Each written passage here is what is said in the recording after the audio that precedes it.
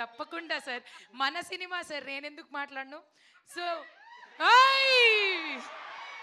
సరే, నీకు అది ఆనందాన్ని ఇస్తుందంటే కానీ ఓకే. బచ్చల మళ్ళీ నేను నేను జస్ట్ అలా కథ విన్న దగ్గర నుంచి నా మనసుకు చాలా దగ్గరైన సినిమా. నా క్యారెక్టర్ చాలా బాగుంటుంది. నాకు ఇంత మంచి క్యారెక్టర్ రాసిన సుబ్బు గారికి నేను థ్యాంక్స్ చెప్పుకోవాలి.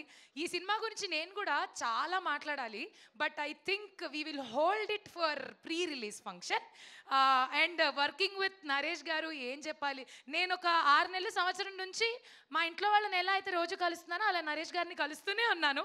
దీనికి ముందు మేము ఆ ఒకటి అడుక్కు చేసాం, ఇప్పుడు బచ్చల మళ్ళీ.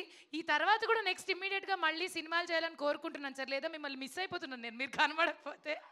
సో రాజ్యం అనే ఇన్నసెంట్, క్యూట్, క్లీన్, మంచి క్యారెక్టర్ నా కోసం రాశారు.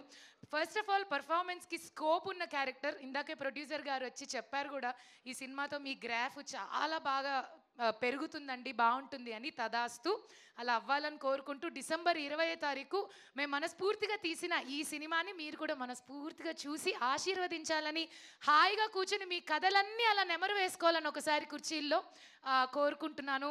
And thanks again everybody for giving this opportunity.